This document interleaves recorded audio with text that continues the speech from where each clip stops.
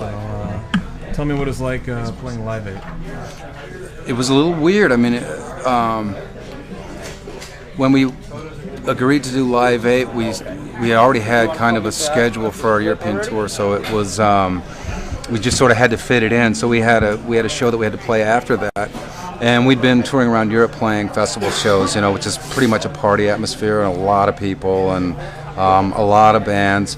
And Live 8 was very different than that. The one in Berlin, it was very much what it felt to me like, you know, very much more of a diverse audience and sort of a social political event, which was great, but it was just very different. And also, there were like 150,000 people in a line basically going back further than the eye could see, but the width of the stage was basically the width of the crowd, which was very narrow, you know, maybe 20 feet wide. So it was just a really unusual event, and coming up, of course, and playing 5 songs and then leaving was also unusual, and it felt great. Anything I think to me that's weird is usually fun. You know, it breaks up the monotony of like playing similar shows day after day after day. And it was an exciting experience. There was a really good feeling in the little tent city, which was backstage.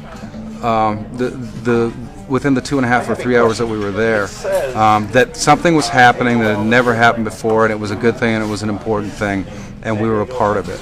And we'd just been touring with a lot of different bands and seeing a lot of bands at these different festivals, and thinking, you know, we count ourselves as lucky to be involved, because there's a lot of bands that we know that, you know, they were just doing some other normal show that day, and they don't get to be part of that history.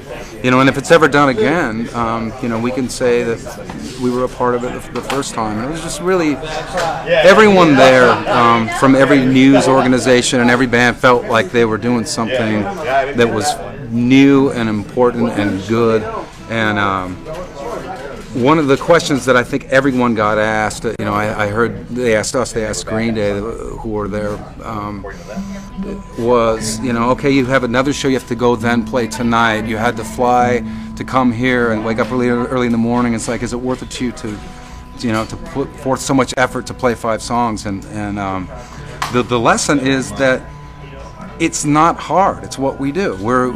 We play music every day live. That's what we do as a band. That's our job. So for us to make, you know, any kind of a difference, to just show up somewhere and play 5 songs, it's great. It's like, you know, it's like getting something done great and being a part of something for almost no effort. You know, it would be like a plumber fixing somebody's sink to help stamp out world poverty, or you know, the problems that some of these countries have with just like devastating starvation. We're just doing what we always do. So that's the lesson. I think, you know, everybody can learn and walk away learning from that you know, figure out a way to do what it is that you normally do, and have some of the outcome be helping other people.